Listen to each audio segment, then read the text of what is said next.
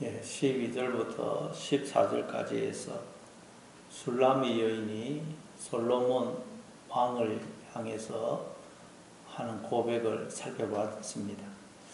오늘은 이 15절에 나오는 솔로몬 왕이 술람미 여인을 향해 하는 사랑의 고백을 살펴보겠습니다. 즉 하나님이 신부인 우리를 향해 하시는 사랑의 고백을 들어보겠습니다. 하나님이 신부인 우리를 향해 어떤 사랑의 고백을 하십니까? 15절 내 사랑아 너는 어여쁘고 어여쁘다 내 눈이 비둘기 같구나. 하나님이 우리를 향해서 내 사랑아 하고 부르십니다. 여기에 대해서는 1장 9절에서 살펴봤습니다. 내 사랑아 라는 말은 오직 부부 관계에서 서로 사랑하는 연인 사이에서만 하는 말이죠. 근데 하나님이 우리를 향해 내 사랑아 그렇게 부르시면서 너는 어여쁘고 어여쁘다 그렇게 두 번이나 말씀하십니다. 그러니까 우리를 보실 때 너무너무 어여쁘다는 말입니다. 너무너무 어여뻐서 보고 있으면 사랑에 빠질 수밖에 없다는 것입니다. 하나님은 우리를 보실 때 너무 우리가 어여뻐서 사랑에 빠지신다는 것입니다. 그리고 사랑에 빠지면 또 모든 것이 이쁘게 보이죠. 그러니까 하나님은 우리를 보실 때 우리가 너무너무 어여뻐서 사랑에 빠지시고 또 사랑에 빠지셔서 우리를 보니까 또 더 어여뻐서 또 사랑에 빠지시고 계속 이러신다는 거예요. 그러니까 이게 어떻게 되겠어요? 사랑의 포로가 되시죠. 포로. 이 상태를 사랑의 포로로 그러죠. 그러니까 하나님은 우리에게 사랑의 포로가 되신 것입니다. 성경에 보면 자원해서 종이 되는 경우가 나오죠. 유대인들이 종이 되었을 경우 6년이 지나면 자유롭게 됩니다. 근데 그 종이 주인을 사랑해서 제가 종이 되겠습니다. 자원해서 종이 되겠습니다. 그러면 이제 귀에 구멍을 뚫고 영원히 주인의 종이 됩니다. 근데 하나님이 우리와 사랑에 빠지셔서 자원해서 우리의 종이 즉 사랑의 포로가 되실 것입니다. 그래서 사랑의 포로가 되신 하나님은 언제나 나만 바라보시고 내가 어디에 가든 늘 나와 함께 하시고 또 종이 되어 영원토록 나를 섬겨주시고 당신의 생명을 전부를 주시는 사랑을 베풀어 주십니다. 이게 예수님이 오셔서 우리에게 알려주신 하나님입니다. 인자가 온 것은 섬김을 받으려 함이 아니고 오히려 섬기려 하고 내 목숨을 많은 사람의 대속물로 주려 함이라 그러셨죠. 그 말은 하나님이 이런 분임을 예수님이 우리에게 알려주러 오셨다는 것입니다. 하나님이 그런 분이시라는 것입니다.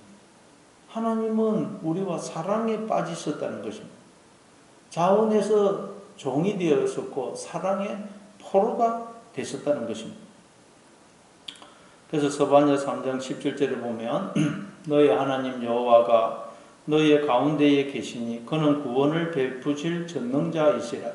그가 너로 말미암아 기쁨을 이기지 못하시며 너를 잠잠히 사랑하시며 너로 말미암아 즐거이 부르며 기뻐하시리라 하리라.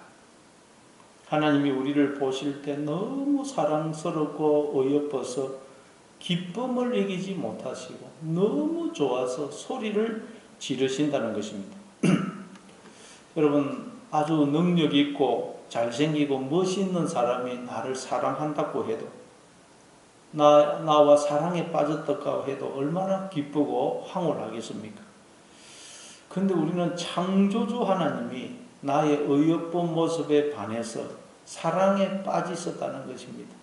사랑의 포로가 되셨다는 것입니다. 그럼 이게 얼마나 놀라운 일입니까? 이걸 알 때 우리가 어떻게 설레이지 않을 수가 있고 행복하지 않을 수가 있겠습니까? 우리에게 설레임이 없고 우리의 삶이 행복하지 못한 이유는 하나님의 이 사랑을 알지 못해서 그런 것입니다. 따라서 우리는 이 하나님의 사랑을 알고 이 사랑을 받아들여서 하나님과의 사랑에 빠져야 됩니다. 우리도 사랑의 포로가 되어야 됩니다. 그게 우리가 인생을 사는 목적입니다.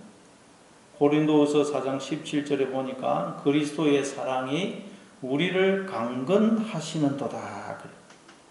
그리스도의 사랑이 우리를 강건하신다 그래요.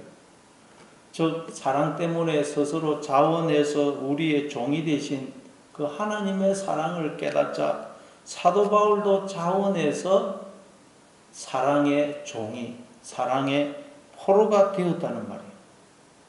하나님이 그렇게 우리를 사랑하셔서 우리도 이 사랑을 깨닫고 사랑의 포로가 되기를 원하신다는 것입니다. 여러분, 남편들은 사랑 때문에 자원해서 아내의 종이 되어야 됩니다. 사랑의 포로가 되어야 됩니다. 아내에게 나는 당신의 종입니다. 당신의 포로입니다. 그래야 돼요. 그리고 정말 하나님이 우리에게 그러시는 것처럼 사랑 때문에 자원해서 종이 되어서 아내를 사랑해야 됩니다. 에베소서 5장 25절입니다. 남편들아 아내 사랑하기를 그리스도께서 교회를 사랑하시고 그 교회를 위하여 자신을 주신같이 하라 그러죠. 하나님을 본받아 사랑의 포로가 되어 아내를 사랑하라고 우리에게 부부관계를 허락하신 것입니다. 그러니 사랑 때문에 자원해서 아내의 종이, 아내의 포로가 되시기 바랍니다. 나는 아내에게 사랑의 포로다. 아내를 사랑해서 스스로 종이 된 자다. 그렇게 스스로에게 늘 외치시기 바랍니다. 그래서 정말 사랑의 포로로 사랑 때문에 자원해서 종이 된 자로 그렇게 아내를 사랑하시기 바랍니다. 그럴 때 아내도 자원해서 남편의 종이 되는 것입니다. 그렇게 해서 부부가 사랑으로 하나 되는 것입니다. 바로 하나님과 우리가 그런 관계라는 것입니다. 하나님과 우리가 이런 관계임을 알고 하나님과 사랑으로 하나 되라고 부부관계를 허락하신 것입니다. 그럼 하나님이 우리를 보실 때 사랑의 포로가 되실 만큼 우리의 어떤 모습이 그렇게 어여쁜 것일까요? 15절 뒤에 보니까 내 눈이 비둘기 같구나. 우리의 눈이 비둘기같이 어여뻐서 하나님이 우리를 보실 때 사랑에 빠지신다는 것입니다. 사랑의 포로가 되신다는 것입니다. 비둘기 그러면 흔히 평화와 순결을 상징하죠. 비둘기는 서로 싸우거나 또 다른 생물을 죽이지 않습니다. 또 사체를 먹지도 않고 주로 곡식, 과일, 채소를 먹습니다. 그리고 비둘기는 그 눈이 고정이 되어 있어서 이렇게 한쪽 방향만 볼 수 있다고 그럽니다. 그래서 성경에 보면 창세기 8장 11절에 보면 노아가 방주에서 비둘기를 내보냈더니 비둘기가 감람나무 새 잎사귀를 물어오죠. 사체를 물어오지 않습니다. 더러운 것을 물어오지 않아요. 그리고 마태복음 3장 16절에 보면 예수님이 세례를 받으시고 물에서 올라오시니까 하늘에서 음성이 들리고 또 성령이 비둘기같이 임하시죠. 그리고 또 마태복음 16장에 보니까 마태복음 10장 16절에 보니까 예수님이 제자들을 파송하시면서 보라 내가 너희를 보냄이 양을 이리 가운데로 보낸 것 같도다. 그러므로 너희는 뱀같이 지혜롭고 비둘기같이 순결해라. 비둘기같이 순결해라. 그러니 여러분 비둘기같이 순결하라는 말은 무슨 뜻이겠어요? 비둘기처럼 더러운 것은 먹지 말고 오직 하나님이 주시는 그 생명의 양식, 말씀, 그 영만 먹어서 하나님의 생각, 영의 생각을 하고 또 비둘기처럼 오직 하나님만 바라바라는 것입니다. 한 마음을 품으라는 것. 따라서 오늘 본문에 내 눈이 비둘기 같다라는 말은 내 눈이 비둘기같이 순결하다라는 의미라는 것을 알 수가 있어요. 그렇다면 또 눈이 순결하다. 눈이 순결하다는 말은 무슨 뜻일까요? 눈이 시력이 좋다는 말일까요? 누가복음 11장 33절부터 36절에 보니까 누구든지 등불을 켜서 속에나 말 아래에 두지 아니하고 등경 위에 두나니 이는 들어가는 자로 그 빛을 보게 하려 함이라. 내 몸의 등불은 눈이라. 내 눈이 성하면 온몸이 밝을 것이요 만일 나쁘면 내 몸도 어두리라. 그러므로 내 속에 있는 빛이 어둡지 아니한가 보라. 내 온몸이 밝아 조금도 어두운 데가 없으면 등불에 빛이 너를 비출 때와 같이 온전히 밝으리라 하시니라. 어두운 밤에 등불이 있어야 우리가 길을 알고 또 사물을 분간할 수가 있죠. 그런데 그 등불이 우리의 눈이라 그래요. 눈. 등불이 우리의 눈이다. 따라서 성경에서 말하는 이 눈이라는 것은 우리의 인식, 생각, 지각, 마음, 이성을 의미하는 것임을 알 수가 있습니다. 그런데 또 뒤에서 보니까 그러므로 내 속에 있는 빛이 어둡지 아니한가 봐라. 눈을 또 빛으로 설명합니다. 빛, 등불, 눈, 빛. 빛은 또 무엇입니까? 요한복음 1장 4절에 보니까 그 안에 생명이 있었으니 이 생명은 사람들의 빛이라 그러죠. 빛은 생명이다. 생명. 그럼 또 생명은 무엇입니까? 생명. 우리의 이 마음, 즉 영혼과 육체가 하나가 되어서 이 기능을, 역할을 온전히 수행할 때 생명이 온전히 발현된다. 그렇게 이야기합니다. 그런데 생명의 본질은 뭐냐? 우리의 마음, 의식, 영혼입니다. 그래서 의학에서는 죽음을 내사로 판정하죠. 팔다리 잘렸다고 이게 죽었다고 하지 않습니다. 뇌가 죽어서 의식이 없으면 죽었다고 판정을 내립니다. 따라서 이 눈, 등불, 빛, 마음, 인식, 지각, 생명은 다 같은 의미라는 것을 알 수가 있어요. 눈, 등불, 빛, 의식, 마음, 인식, 생명 다 같은 것임을 알 수 있어요. 그런데 이 복음서에서는 내 눈이 성하면, 내 눈이 온전하면 온몸이 밝을 것이다. 눈이 성하면, 온전하면 네 몸이 밝을 것이라 그러고, 오늘 본문에서는 네 눈이 비둘기 같다 그래요. 그러니까 이 비둘기는 순결을 상징한다 그랬죠. 그러니까 눈이 성하다는 말, 눈이 온전하다는 말과 눈이 순결하다는 말은 같은 의미라는 것을 알 수가 있습니다. 그러니까 저 마음이, 우리의 인식이, 생각이 온전한 것, 순결한 것을 이야기하는 것입니다.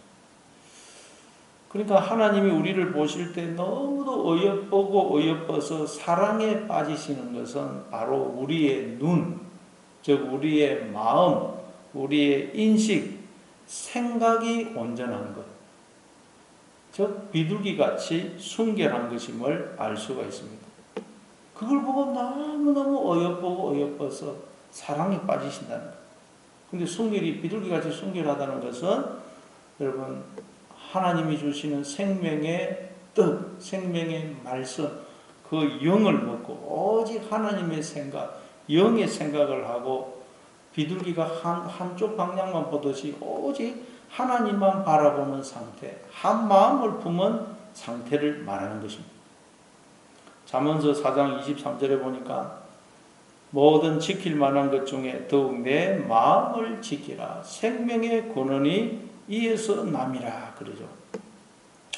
하나님은 우리의 마음이 순결한 것, 온전한 것을 보실 때 너무너무 어여뻐서 사랑에 빠지신다는 거죠.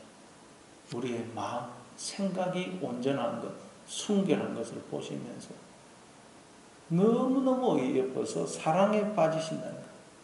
그래서 사무엘상 16장 7절도 보면 하나님이 보시는 것은 우리의 외모가 아니고 중심이라고 그러죠. 그러나 우리는 이 말씀 앞에 참 부끄러워서 고개를 들 수가 없습니다.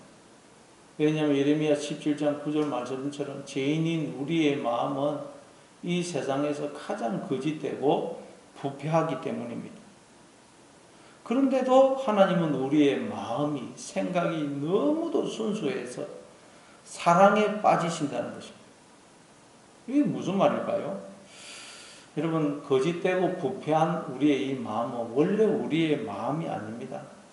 우리가 하나님을 떠남으로 더러워진 마음이에요. 탕자가 아버지 집을 떠나니까 더러운 옷을 입고 거지처럼 비참하게 되지 않습니까? 마찬가지로 우리가 하나님을 떠남으로 우리의 마음이 더러워진 것입니다. 우리가 더러운 옷을 입게 된 것입니다. 그런데 탕자가 아버지 집으로 돌아오니까 아버지가 그걸 보면서 달려와서 목을 걸어안고 입을 맞추고 새 옷을 입히고 신발을 신기고 가락지를 손에 끼우고 그를 아들로 다시 맞아주지 않습니까? 예. 잠시 더러워지기 때문에. 그럼 원래 아들의 모습이 아니거든요. 그래서 새로 씻기고 옷을 싹 갈아입히는 것입니다. 아이들이 밖에 나가서 놀다 보면 몸에 흙이 묻고 때가 묻고 옷이 더러워집니다. 그러나 그렇게 들어와도 엄마 눈에는 아이가 얼마나 이쁘고 사랑스럽습니까? 왜냐면 그 옷 더러우고 때 흙이 묻은 것은 그 원래 모습이 아니거든요. 그건 씻으면 됩니다. 그래서 엄마는 아이를 씻기고 다시 옷을 갈아입혀 주지 않습니까? 마찬가지로 하나님은 우리의 부패하고 거짓되고 더러운 마음, 그 원래 우리의 마음이 아니라는 거예요. 그걸 보시지 않고 원래 하나님이 우리를 창조하실 때에 우리의 마음을 보시면서 너는 어여쁘고 어여쁘다 그러시는 것입니다. 그리고는 우리의 그 더러운 마음을 씻기시는 것입니다. 새롭게 하시는 것입니다. 더러운 옷을 벗기시고 새 옷으로 갈아입히시는 것입니다. 그럼 여러분 오늘도 마음을 잘 지키시기 바랍니다. 하나님이 나의 마음을 보시고 너무 이뻐서 사랑에 빠지신다 그러는데 우리의 마음을, 생각을, 인식을, 영혼을 보시고 너는 너무너무 어여쁘고 어여쁘다 그러신다 그러는데 우리가 이걸 알면 어떻게 나쁜 생각을 할 수가 있겠습니까? 어떻게 우리의 마음을 더럽힐 수가 있겠습니까? 하나님이 내 마음을, 생각을 보시면서 너무너무 어여쁘고 어여쁘다 그렇게 감탄하신다는 걸 기억하셔서 오늘도 여러분 마음을 잘 지키시기 바랍니다. 항상 기뻐하고 범사에 감사하시기 바랍니다. 하나님이 나를 두신 이곳이 최고로 좋은 곳이다. 하나님이 나에게 허락하신 가정이 가장 최고의 가정이고 하나님이 나에게 허락하신 아내가 최고의 여자이고 하나님이 나에게 허락하신 자녀가 최고의 자녀다. 그렇게 생각하시기 바랍니다. 하나님의 사랑을 깨닫고 오늘도 사랑의 포로가 되시기를 바랍니다. 눈에 보이는 것만 보지 마시고 눈에 보이는 것을 통해서 보이지 않는 하나님과 하나님의 세계를 보기를 바랍니다. 고린도후서 4장 18절입니다. 우리가 주목하는 것은 보이는 것이 아니요 보이지 않는 것이니 보이는 것은 잠깐이요 보이지 않는 것은 영원합니다. 눈에 보이는 것을 볼 때 그것만 보는 것이 아니고 눈에 보이는 것을 통해서 보이지 않는 하나님과 하나님의 세계를 보는 것. 그게 여러분 비둘기 같은 눈이에요. 비둘기 같은 눈, 온전한 눈, 성한 눈입니다. 오늘도 여러분 아내를 볼 때 아내 속에 계시는 하나님의 형상을 보시고 자녀를 볼 때도 자녀 속에 계시는 하나님의 형상을 보시고 누구를 보든지 그 사람의 외모만 겉만 보지 마시고 그 사람 속에 계시는 하나님의 형상을 볼 수 있기를 바랍니다. 환경, 눈에 보이는 환경만 보지 마시고 사랑의 포로가 되셔서 언제나 나와 함께 하시며 나만 바라보시고 나를 붙들고 계시는 하나님을 볼 수 있기를 바랍니다. 그래서 하나님이 보실 때에 사랑에 빠지시는 그런 비둘기 같은 눈, 그런 순결한 마음, 깨끗한 마음이 되므로 주변의 사람들이 여러분의 그 비둘기 같은 눈, 순결한 마음, 온전한 마음을 보면서 하나님의 사랑을 깨닫고 하나님과의 사랑에 빠지게 하는 그런 오늘 하루가 다 되시기를 바랍니다.